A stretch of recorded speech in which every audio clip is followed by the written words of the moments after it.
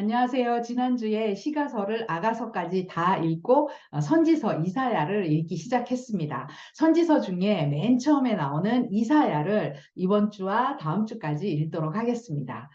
이번 주에는 이사야 6장에서 30장까지 읽으실 텐데요. 이사야는 분량도 많고 내용도 어렵다고 했습니다. 그런 이사야를 좀 쉽게 이해하면서 읽을 수 있는 몇 가지를 말씀드리도록 하겠습니다.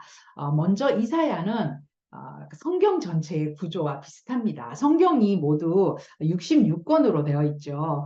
그런데 이사야도 66장으로 되어 있습니다. 성경 66권 중에서 구약이 39권, 그리고 신약이 27권인데요.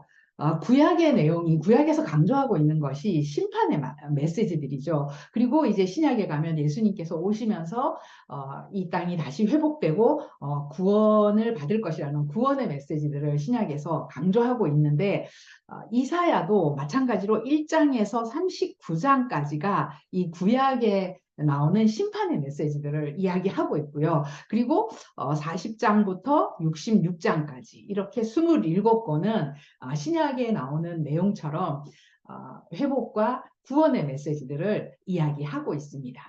그러면 이 이사야 전체의 내용을 먼저 살펴보면요. 이사야는 그 66장의 내용을 모두 세 부분으로 나눌 수가 있습니다. 먼저 1부는 1장에서 35장까지인데 유다와 예루살렘에 관한 메시지들, 이사야가 예언하고 있는 그 당시 유다와 예루살렘에 관한 메시지, 그리고 주변 열방에 관한 예언들, 그리고 심판과 구원에 관한 예언, 먼 미래, 종말에 관한 예언들, 그런 내용들이 35장까지 나와 있고요. 그리고 2부는 역사적 사실을 기록하고 있습니다. 36장에서 39장까지. 이사야는 선지서, 예언서잖아요. 예언서인데 36장에서 39장까지는 역사적 사실들을 기록하고 있습니다. 이사야가 예언하던 그 당시에 역사적 배경들이 나오는데 그 역사적 배경들을 우리가 앞에서 읽었던 열왕기서로 돌아가서 다시 한번 정리를 해보면, 자, 열왕기서는 이스라엘이 남북으로 갈라져서 역사가 흘러가고 있죠. 그러다가 북방 이스라엘이 먼저 망하게 되는데 이 북방 이스라엘이 아수르라는 나라에 의해서 멸망을 당하게 되죠. 그래서 이 열왕기 사가가 북방 이스라엘과 남방 유다의 역사를 쭉 기록을 해오다가 북방 이스라엘이 망하니까, 나라가 망했으니까 더 이상 기록할 역사가 없는 거죠. 그래서 열왕기 사가는 북방 이스라엘이 망하고 난 다음부터는 남방 유다의 역사를 또 집중적으로 기록을 합니다. 이렇게 기록을 하게 되는데, 이때 북방 이스라엘이 망했을 때 남방 유다의 왕이 누구였냐면 바로 히스기야 왕이었습니다. 자, 히스기야 때 이사야가 활동을 하고 있었잖아요. 자, 그런데 이 히스기야 왕 때의 역사를 읽어보면 사내립이 쳐들어오고 주변 나라에 계속 시달리는 그런 이야기가 나오는데, 그 히스기야 왕을 괴롭히고 시달리게 했던 그 나라가 바로 이 아수르였던 거예요. 북방 이스라엘을 멸망시켰던 아수르가 남방 유다도 괴롭히고 있었던 거죠. 자, 지도를 통해 보시면 여기가 남방 유다입니다. 그런데 이 주변의 나라, 이 주변의 패권을 다 잡고 있었던 그 당시에 제국이 바로 아수르 제국이었습니다. 자, 이런 역사적 배경이 있었는데요. 자, 그런데 이사야는 이 아수르가 이스라엘을, 그 남방 유다를 쳐들어와서 괴롭히는 이런 이야기뿐만 아니라 이 아수르가 멸망을 하고 아수르 다음에 바벨론이라는 나라가 일어나고 또 바벨론 다음에 페르시아라는 나라가 일어날 거라는 그런 역사적 사실들을 다 예언을 합니다.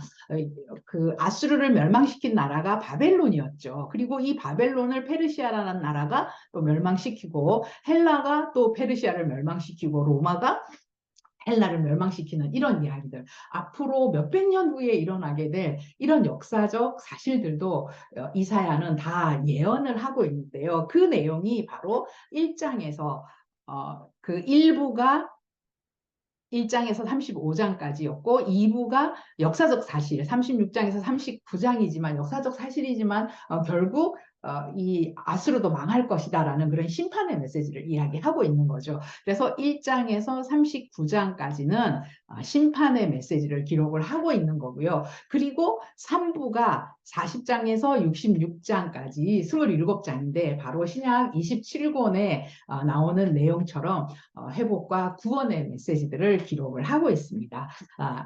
이렇게 이사야 66장은 분량이 많기는 하지만 성경 66권 전체의 구조와 비슷하다. 이렇게 생각하시면서 읽으시면 되겠고요. 그리고 두 번째로 이사야 6장은 오늘 우리가 6장부터 읽으실 텐데요. 이사야 6장은 이사야가 부르심을 받는 장면이 기록되어 있죠. 1절에서 3절에 보면 거룩하신 하나님이 보좌에 앉으신 모습이 기록되어 있는데 이스라엘의 거룩하신 하나님의 백성들도 거룩해야 하는데 5절에 보면 그 하나님을 배웠고 이사야가 자신의 죄악과 부패함을 깨닫고 화로다 나여 망하게 되었도다. 나는 입술이 부정한 백성 중에 거하면서 만군의 여호와이신 왕을 배웠음이로라. 이렇게 고백을 하죠. 그때 천사가 부젓가락으로 제단에서 찝은 핀 숯을 가지고 이사야의 입술에 대면서 내 악이 제하여졌고 내 죄가 사하여졌느니라.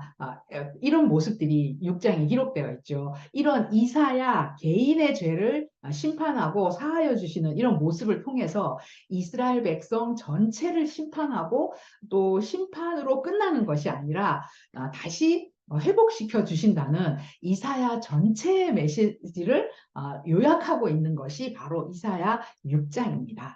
이사야 6장은 모두 13절, 13절로 되어 있는 길지 않은 장인데요. 이 6장 안에 이사야 전체의 메시지가 요약되어 있다. 이렇게 생각하시고 6장을 더 깊이 주의하여서 읽으시면 되겠습니다.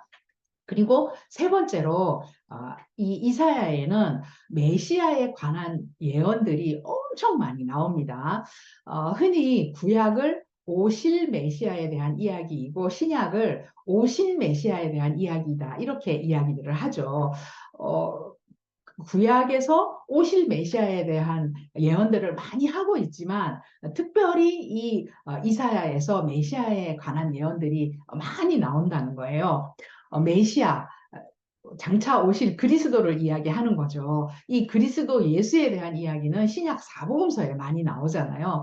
사복음서에 예수님에 관한 이야기들이 나오는데 이 이사야의 메시아에 관한 예언들이 워낙 많이 나오기 때문에 이 이사야를 제5복음서라고 이야기할 정도로 이사야는 제5복음서라는 그런 별명을 가지고 있을 정도로 메시아의 예언들을 많이 하고 있다는 겁니다. 우리가 사복음서를 읽어보시면 예수님께서 공생애를 시작하실 때도 선지자 이사야의 글이 성취되었다 이렇게 말씀을 하세요. 이 이사야에 보면 정말 강력한 심판과 또 강력한 회복의 메시지들이 정말 많이 나오게 되는데 예수 그리스도 안에서 이런 예언의 말씀들이 다 성취가 되었다라는 걸 알 수가 있습니다. 신약 사복음서 읽을 때 보면 이사야의 글이 정말 자주 등장하는 걸 우리가 알 수가 있잖아요. 자, 이렇게 우리는 이사야를 읽으시면서 이사야 이 세 가지 성경 전체의 구조와 이사야의 구조가 비슷하다.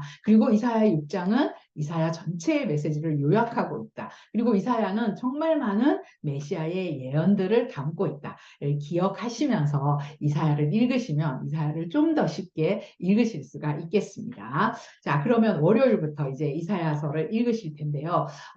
월요일에 이사야 6장에서 10장까지를 읽겠습니다. 지난주에 1장에서 5장까지 우리가 읽었는데 그 내용이 유다와 예루살렘에 관한 메시지들이었잖아요. 6장에서 10장까지 계속 유다와 예루살렘에 관한 메시지들이 이어집니다. 여기를 보시면 참고해서 보시면 자, 그 1장에서 12장까지가 유다와 예루살렘에 관한 메시지들이고요. 13장에서 23장까지가 열방, 유다 주변에 있는 열방들에 관한 예언들을 하고 있고, 그리고 24장에서 27장까지는 심판과 구원에 관한 예언들을 하고 있고요. 그리고 28장에서 35장까지는 먼 미래 종말에 관한 예언들을 이야기하고 있습니다.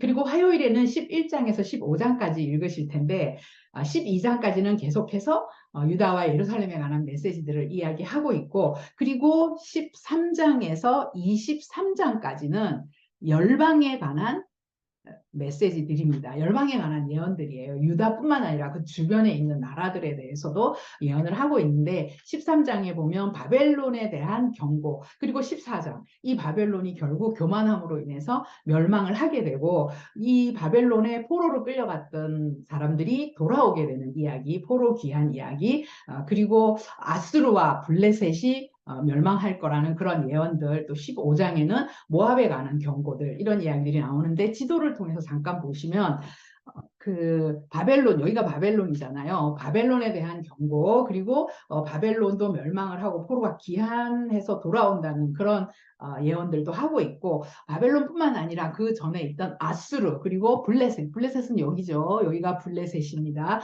그리고 모압에 관한 이런 경고들을 11장에서 15장까지 하고 있습니다. 그리고 수요일에는 16장에서 20장까지 읽으실 텐데요. 계속해서 열방에 관한 그런 예언들을 하고 있는데, 16장에는 계속 이어서 모압에 관한 경고, 그리고 17장에 보면 에브라임과 다메섹에 관한 경고라 이렇게 나오는데요.